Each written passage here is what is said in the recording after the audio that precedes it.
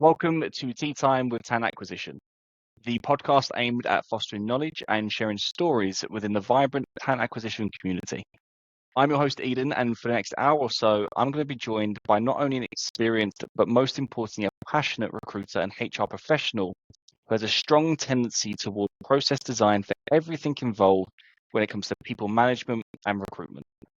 Having worked across different industries and sectors, she finds herself now within one of the most exciting solar cell energy storage teams, where she's responsible for all things recruitment, not just with their direct hiring managers, but also in exploring how we can get the very most out of every interaction with every candidate and hiring manager. The topic that we're going to explore today is one that I've been very excited to discuss. I truly believe that this type of topic is going to help take talent teams to the next level. It's going to move us away from transactional recruiters and simply asking question answers in an interview and make us more empathetic, move us towards in-depth hiring. So when you're ready, grab your favorite tea or coffee if you prefer, and join me in welcome to today's guest, senior recruiter and HR generalist, Felia Lohrmann. So thank you so much for joining. Hello, thank you for having me. I appreciate, like I said, you're hopping on, and the episode obviously for us today is focusing around an element of reading in between the lines of interviews, right? It's about really trying to connect those elements together, and how can we as recruiters, I guess, explore what's being said but also not said, and how we can kind of better support our hiring managers and our companies from that. But before we get into the nitty-gritty, I'd like to give you the starting question, the teaser, as it were, the one that everyone gets. So from your side, Felia, what do you feel is going to make a high-performing talent team in the current market? Yeah, so I think it's two parts. One part is you need to have an amazing, passionate team who loves their profession and the product at the best part.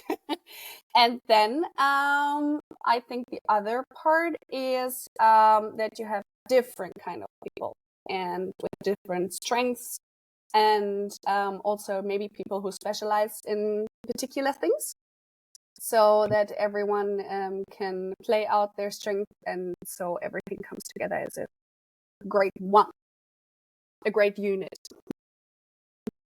So obviously easier said than done in a bigger team, I imagine. But the ideal world is we have specialists that play to their strengths along the process, and we have people who are clearly passionate about being there in the first place, so wanting to have that seat in that team and want to do what's right for the team, what's right for the company.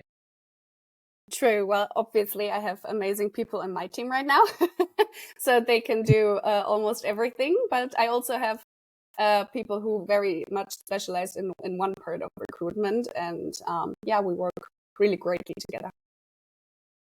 I like that part because I think a lot of the times recruiters need to know everything, but we don't necessarily specialize in everything. Yeah. But you need to be able to hold your ground in, hiring manager intakes, into sourcing methodologies, coaching, however you want to see fit. But as you say, making up a high performing team, we need to have a specialist in every element. One person can take on one part, or one person can take on two parts, for example, and that kind of then creates more of that harmonious feel around the whole team. Amen. Nice. Podcast done. So, great. as I said at the beginning, reading. Yeah, thanks everyone for joining. See you next week. Nice, quick 4-minute one done. No, let's get into the meat of it. Let's get into what we want to talk about, right? So, reading in between the lines of an interview. Yeah. Give me the definition. What do you mean by it? Yeah. Reading in between the line would mean, from my perspective, that you don't only count what was said.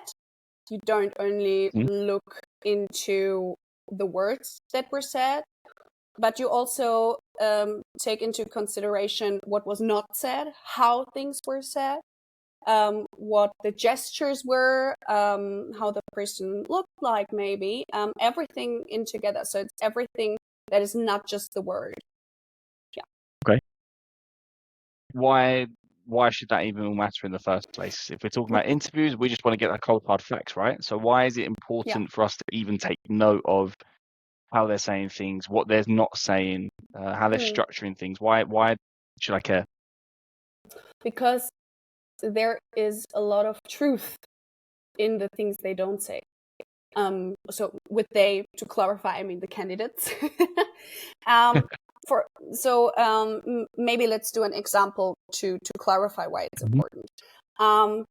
So let's take a manager position, and you will need someone who's very eloquent, who can talk greatly, who can manage a team. Maybe it has to be someone who can also talk publicly, for example. And when you just go over the CV, for example, during the interview, you can hear what they're saying, but I mean, most of the time it's exactly the same what they've written down, and you already, as a good recruiter, have read through it. So it's like just a double kind of thing. But what I really want to have a look at is, how do they express themselves? When I challenge them to tell me something out of their lives, and this role is about eloquency. I hope this is an English word. Eloquency. I'm going to Google it. Bear with me. Okay. No, so Eloquency. if someone is eloquent, so someone can like express themselves properly. Eloquence. Yes. Eloquency. Unfortunately, no. But I mean, we can make up a word. Eloquency. It's now hashtag picture of your face in a dictionary.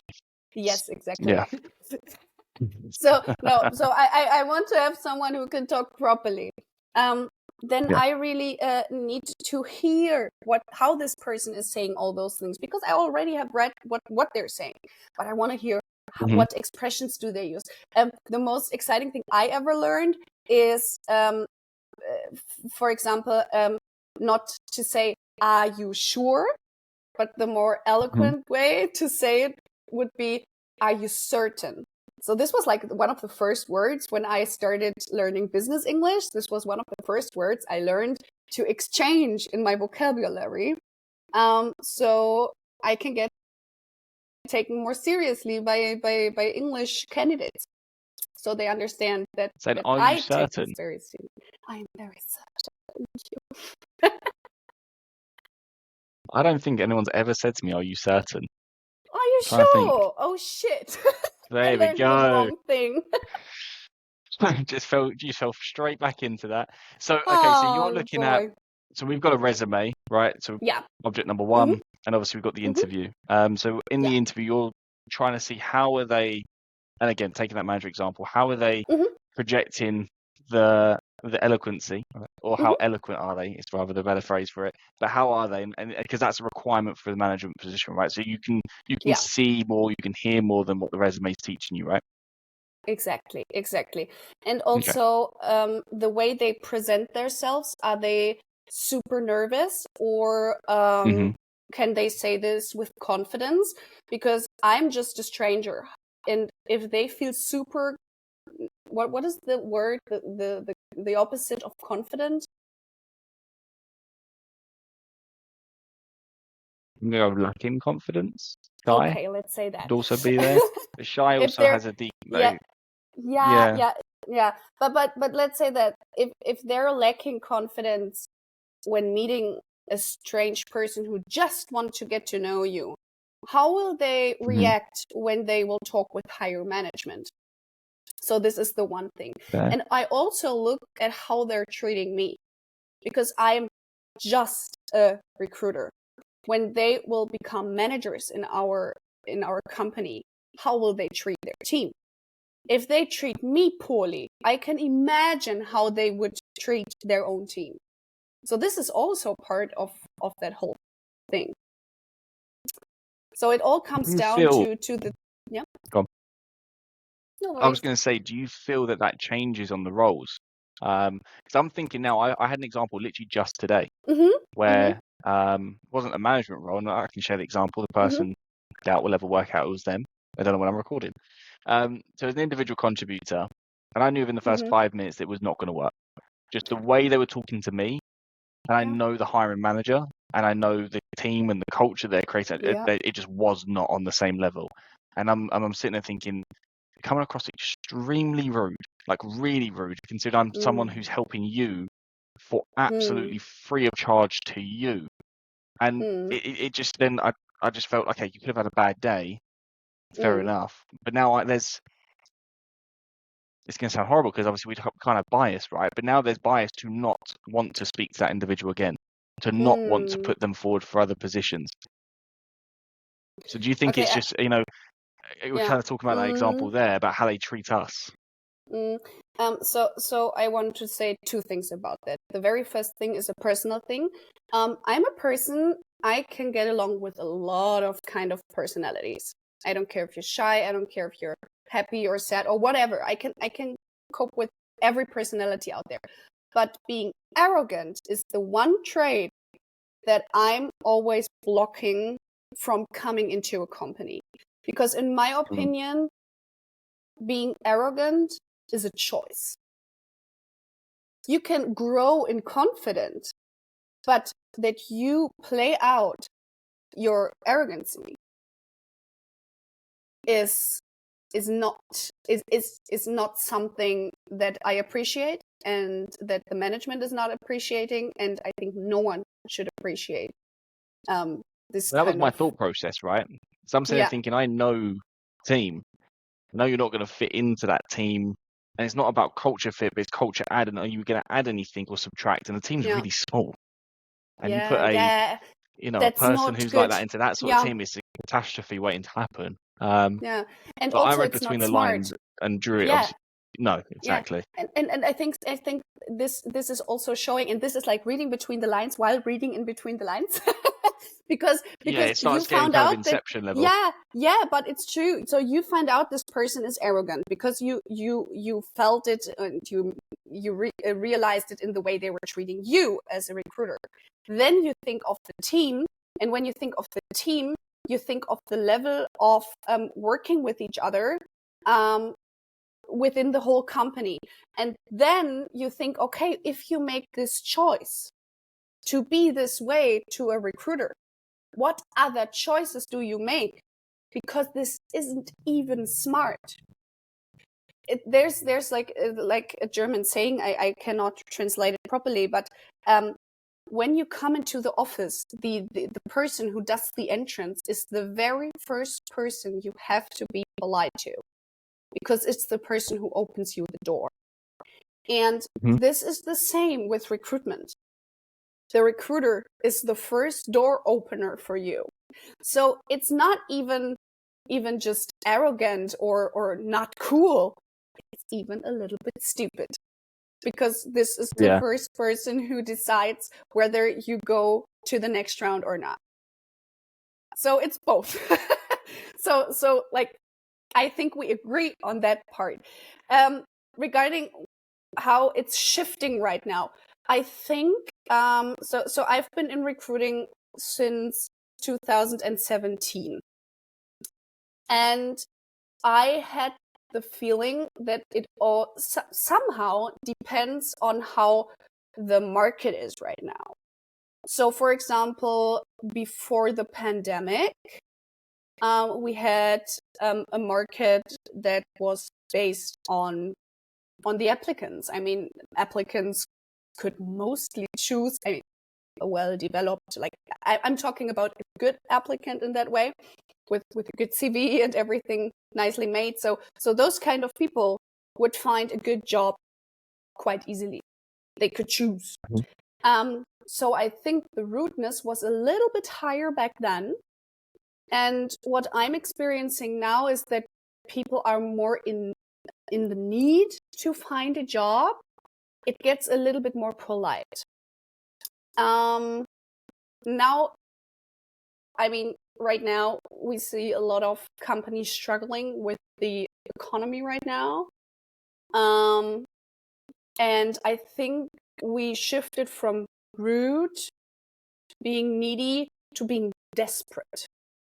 And I think being desperate is also something that does not bring out the best in people. So I think being a recruiter in those times right now, being empathic, empathic. That's it. Oh, I'm so sorry. Yeah.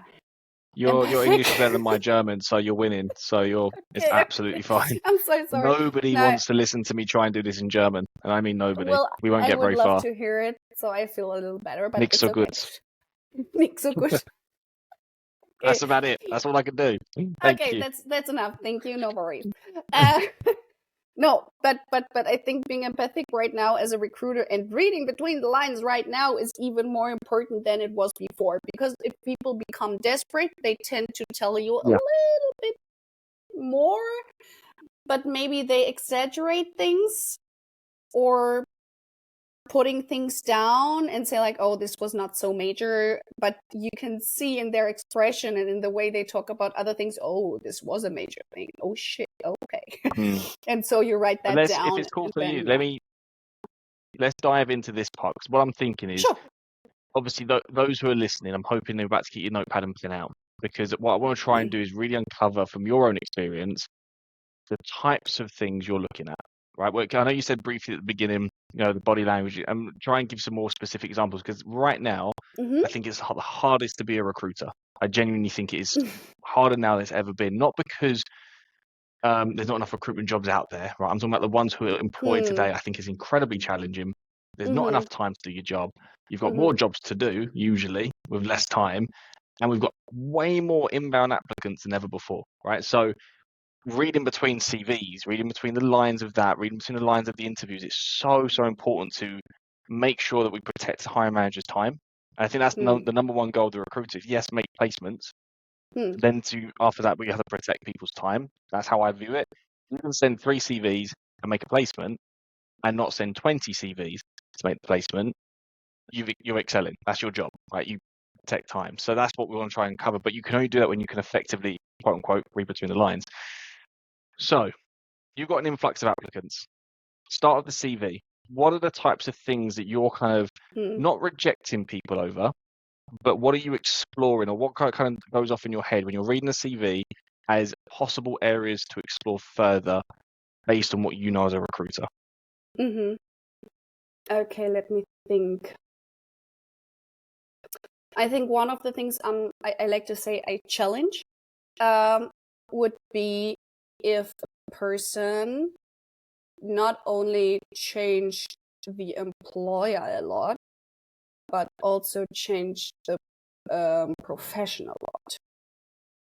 This is something where I'm looking into. Because, I mean, some of them are unicorns. They can excel at everything and they're amazing at everything. This is, by the way, the only moment I pull up resumes because I really would like to know if they excel in everything. Normally, I don't look at them a lot, to be honest. I don't. But that's in an interview, I rarely have it. Yeah, but that's the moment where I take them because I really want to know: are you a unicorn? Are you amazing at everything, or are you uncertain? There was this word again. Or are you uncertain about what you want to do with your life? Will you leave our company in 1 year again? And we really need to know that because I don't want to recruit for this position in half a year again. So you're viewing not necessarily the movement of jobs, but you're assessing the switching careers as yes, it's not a no, but it's a possibility that you don't know what you potentially want, and as a result, you don't know if we're potentially the company for you either. So that's kind of a question mark that you're gonna explore with that person. I mean, obviously, and this is why it's so hard, there are people out there who can do all those things. One example, my husband is recruiting for his company right now, and it's, by the way, his Is he first looking time for a recruiter? No, he's not. I'm joking. I'm joking. I've got to plug myself, haven't I? Yes, I have fun. No, he's recruiting, by the way, for the first time. I'm so proud of him. But yes, he's doing a great job. But he told me about this one lady, and she has done so many, so different kind of jobs.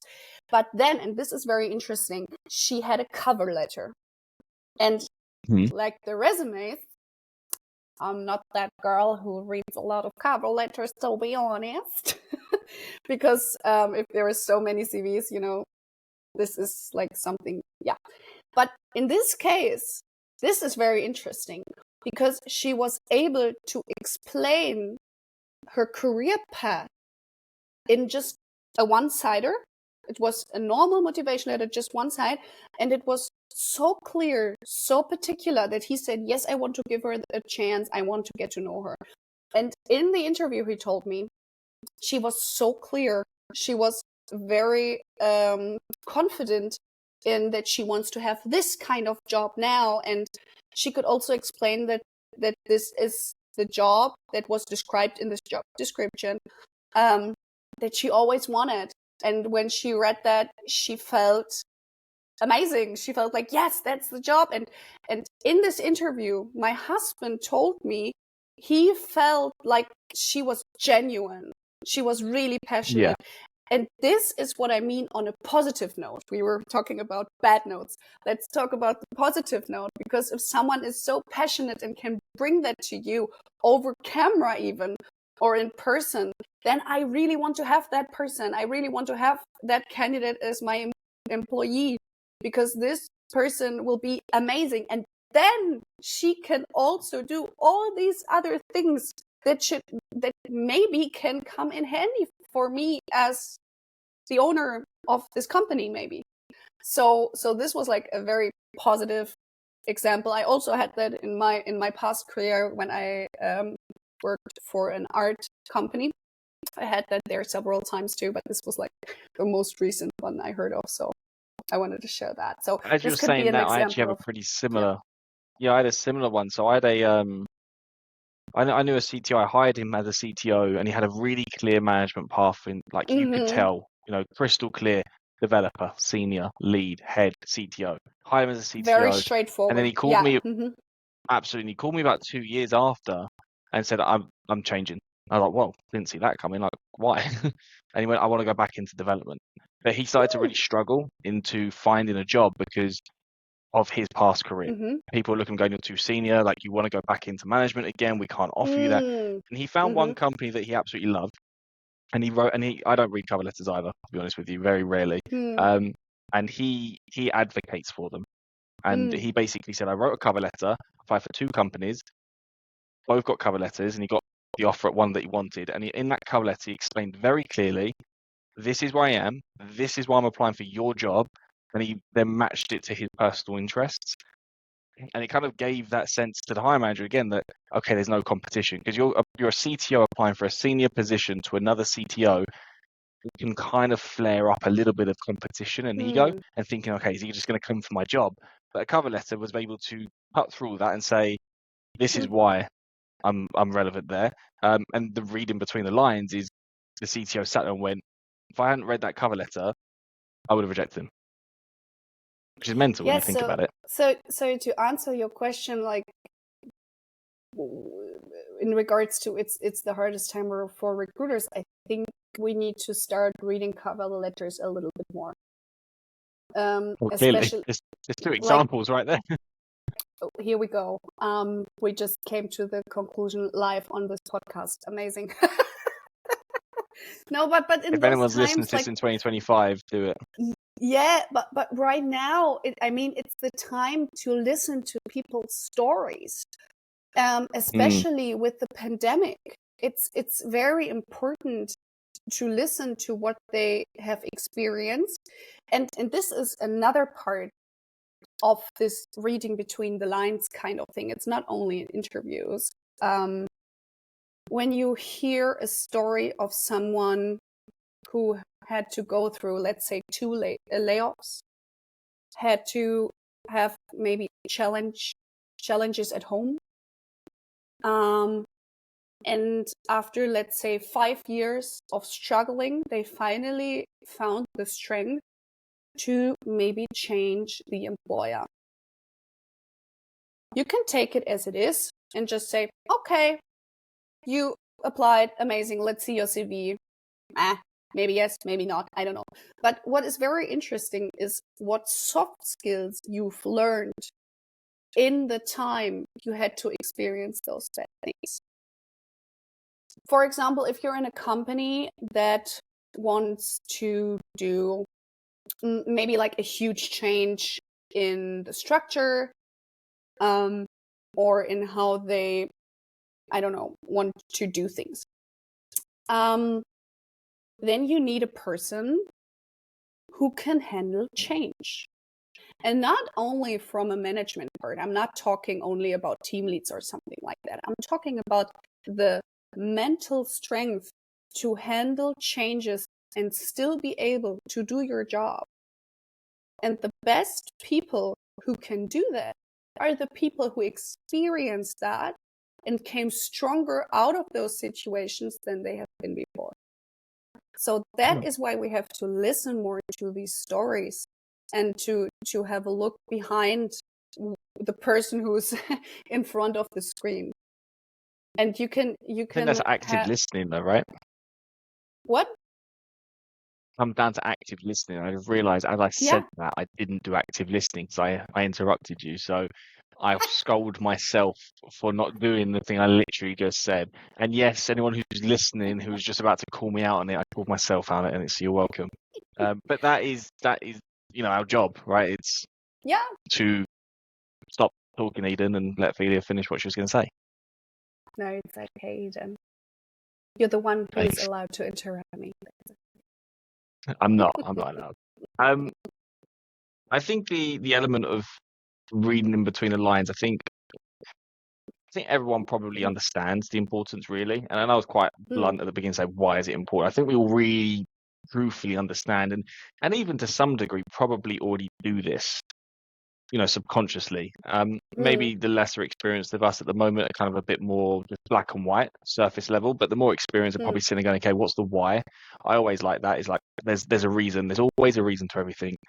Change job, ask for a certain salary, choose a technology, switch your technology, change your country, whatever. I'm inquisitive. I like knowing. Plus, as an external, it helps me. I need to know everything to help both sides better. I'm like the monopoly man. If I don't have the monopoly of information, then I'm useless, right? But I think internal teams should do that.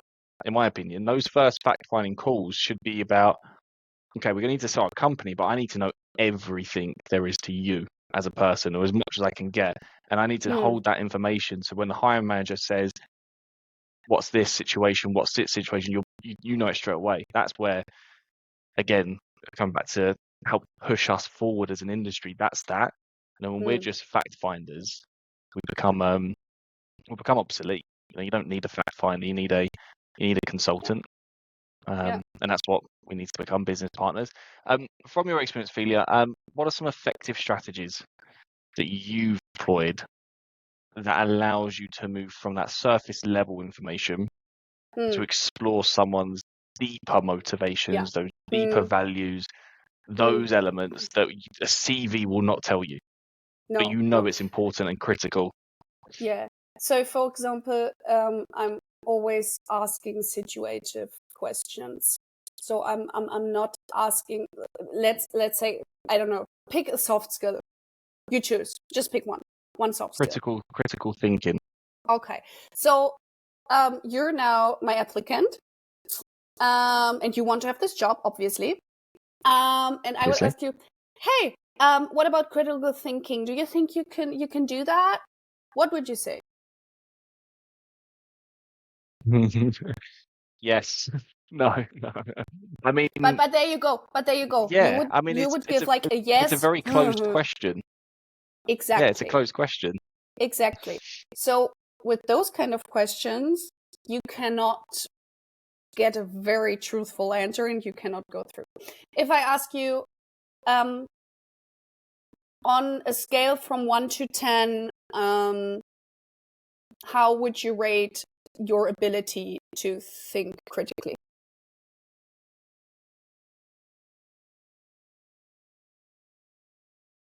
7. 7. Okay, can you explain me? And then you would explain yourself. Yeah. By the way, mine would be 7. I think if you go too high, from my own experience, if you go too high, they're like, go too low. But 7 for me is like 7 to 8. It's a skill that I actually think I personally can work on personally anyway, so that's why I went for the 7. Okay. But it's an honest answer. Thank you very much. Very good. That's all right. So you would give me an answer that would lead me to getting to know you a little bit more. And with this kind of question, I can also see your personality, because if you wouldn't have explained that, I would have said, oh, you took the 7 because you think you're amazing, but you're unsure if I am happy if you would give me the answer 10. So this is also reading between the lines, you see. So I see what kind of personality you are in regards to how you sell yourself. But this is not even close to what I want to know, because you can say everything right now. You can say 7, you can say 8, you can say 5, whatever. It does not have to be the truth, as long as you have an explanation for it. So this is good, but it's not the best. The best way for me personally, the best way to understand that, please think of a time where your skill to think critically was very important for your team or for your company or the project. It depends on what position you would be applying for. Let's say for a project, let's say you're a project manager. So where the skill was very important for the project, please think of one example. Get me into the situation, explain the situation to me, and then tell me, how did you act in the situation and what was the outcome? And now I let the applicant think a little bit, and then they will tell me the situation. And in that moment, you can see if this is really something, if this is a skill they had to use before. Because if they cannot think of one immediate thing for, I don't care if it's like 5 or 10 seconds they have to think about it, it's very okay for me. But if they cannot think of one thing, then there is a very high possibility that even when they used the skill, they were not aware of using it. So this is something how I try to go into depth. I want to know the situation. I want you to remember things. And I want you to tell me a little bit about it. Now you can say there are juniors out there. How do you, like, juniors have maybe a maximum of 1 or 2 years of experience. If they do this, I come up with a situation. So I'm just saying, okay, imagine this and that, this happens. And then I not even put into my mouth the word critical thinking. I just will come up with a situation where they have to think critical. And then I would give them the situation. I would explain everything briefly to them. And then I would ask them, how would you react in this situation? How would you go on? How would you prioritize your tasks? And so on and so forth. So this is the way I try to go in there. So you're leaning into situational questions. Yeah. But there's a fine line, right, between what we do in talent roles, gather the hard facts, make sure they're right for the role, and then obviously have to evaluate skills and evaluate the bits, read between the lines part. But we only have, some do it in half an hour. I'll be honest with you, I think half hour is far too short. An hour is, in my opinion, where the sweet spot is. But there's that balance, right, where we need to probe deep. Definitely. We need to maintain a respectful and comfortable atmosphere as well, because really this is, especially as a headhunted candidate, I hate that phrase. Just headhunt. Sounds like it just sounds awful. I was an headhunter myself. It's okay. Yeah, literally. Even though that's what I do. I've never said the word out loud in ages. Anyways, I've actually freaked myself out a little bit from it. But you get what I mean. But so obviously at the moment we have to sell to them and come in too hard. So how do you balance that? How do you know how many of these situational questions to deliver? Who to deliver them to? There's, again, for the listeners, how are you coming up with the structure between person A to person B? There are two parts of it. The one part is the management and the process you make regarding the recruitment. So if you have the obligation to only use 30 minutes in the first screening interview and management says you have to you can only have those 30 minutes, you have to make the best out of it. I mean, you obviously, as a team lead in recruitment, should always try to get more than 30 minutes, at least 45. I say, for me, 45 is ideal in a first interview, because in that time I can collect all the important information, and but the candidate does not, I would say, like, waste their time, even if we don't take them. So yeah, that's kind of what I always like about it. But yeah, first it's the management. In bigger companies, it's head of HR, head of recruitment, whatever. And in smaller companies, it can be the management, the C-level directly. So this is the first part. And the other part is the hiring manager. So when you have your briefing with your hiring manager, and if you don't have briefings with your hiring manager yet, you should start doing that, because with those hiring managers, you can discuss which skills, not the hard skills, this is what they are there for, but what soft skills are so important that you need to know how strong they are before you get to know them. And when you phrase it like that, I think every good manager should know what they need to answer. Sorry, but that's the way I would put it. So you have the management, you have the hiring manager, and you as a recruiter obviously need to stand in for your profession and tell people if something is not possible. You have to be honest to your hiring manager as well. So if you ask them that and they tell you like 6 soft skills you have to ask, then this is like this whole backflip. So then you have to go to your head off, then you have to go to the management to ask them if you can have more time, then you need more recruiters. So this has to be sorted out. Please, before you start recruiting. Yeah. I guess you could also break it down with, okay, out of those 6, what's mandatory, what's nice to have? Okay, all 6 are mandatory. Okay, well, what rank them? You know, they can't all 6 be of equal importance. So rank them for me, and then I'll find out. Or split. What do you deem the most important? Top 2, top 3. I ask them, and then you ask the next 3, and I guess you can coach them on what you can do, or you can shadow them, and then you can obviously take the answers from them. Yeah. I want to wrap up, if it's cool, with just one final point, because again, I know the time flies, isn't it? The whole process of reading in between the lines, I guess. Yeah. And I think you used the phrase desperate, and then you also used the phrase about genuine, obviously in your husband's example with the lady. Yeah. What techniques can we adopt as talent teams that will allow us to understand a candidate's true potential or fabrication from what they're telling us? So, I mean, if you're asking for tips and tricks, I can share some. So, for example, I am. Okay. So what I'm really looking into is someone is saying all the things over and over and over again. So for example, if a person is starting their phrases every time the same way they answered all your other questions, then you know they have like a book full of answers, and this is not genuine. This is not that comes from their heart. This is not something that comes directly to you.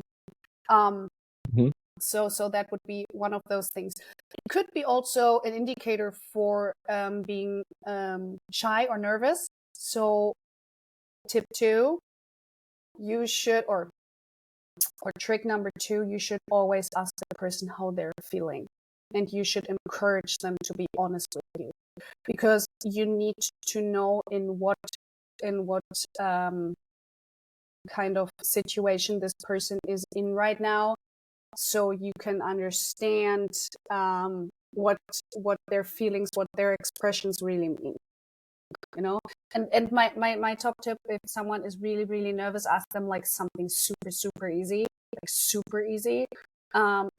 they can feel smart and confident, and they can have a feeling like, yeah, I'm doing great. It does not have to do anything with you or with the job. It does not matter. Just give them a question where they feel comfortable. This is super important. So this is how I do it in that way. Then I think What else? If a person is in an interview, so a candidate, I always say person. We're all person. If the candidate in the interview is trying to not really answer your questions. So, for example, if they have an agenda to put up front certain skills they have, and they're not really answering your question, you should challenge that in the interview. You should not only write down they were not answering my question. You should lead them back to the question. You should keep that, even if you feel like you're repeating yourself. Give them the chance to go back, because some of them, especially the older candidates, let me tell you, the older candidates were trained to do that by their parents, by older company members, whatever. Some of the older candidates are trained to give you those kind of answers. So lead them back. And especially when you see like they're nervous, when they have to be honest, give them questions about older times. This always helps.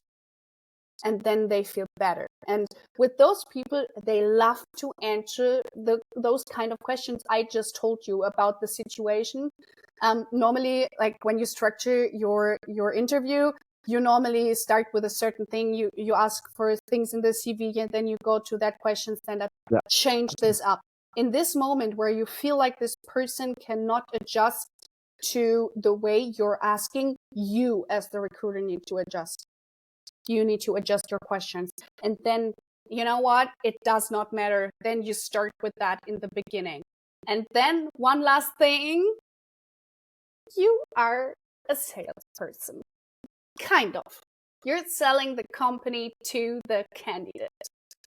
Kind of. We absolutely sell people. Yeah, but the thing is, you need to act like a salesperson as well. It does not mean that you have to take all the candidates you're talking to. Definitely not. That's why it's just kind of a salesperson. But if you like a candidate, you really want them to go further with you in the process. What could be worse than you as a recruiter being in the interview, liking someone, thinking that's a perfect match, and then they're like, no, I don't want that. I'm so sorry. So please adjust you and understand what kind of person is in front of you. If you have a person that is all about numbers, that is all about facts, don't bore them with the benefits and all the kind of things that are happening. This person wants facts and numbers. So adjust your language to that person. And maybe you can, in the way they're talking, and I think you and me, we were talking about this the whole time. It's all about how they talk. And for example, if an accountant talks like me, I'm suspicious. I'm suspicious because they need to be super, super, super focused. So I want them to have a certain personality, and I want them to talk a certain way. This does not mean that a person like me could do that. Don't get me wrong, please. But that's okay. Just figure it out and try to adjust your language as well, so the other person feels comfortable. If you have someone in front of you who's super chatty, you need to bring that person to the topic that you're talking to. But that's also okay. If this is a chatty job, then that's also okay. So what I want to say is you need to adjust your language to your candidate in regards to, or in order to bring the truth out of that person, because only when your candidate feels comfortable with you, they will go into depth with their experience, with their feelings, with what you just said, what we all want to know. And then you can read between the lines, because then you have the true candidate in front of you when they feel comfortable, and then you can understand what they were saying, what they're meaning. Yeah, that's it.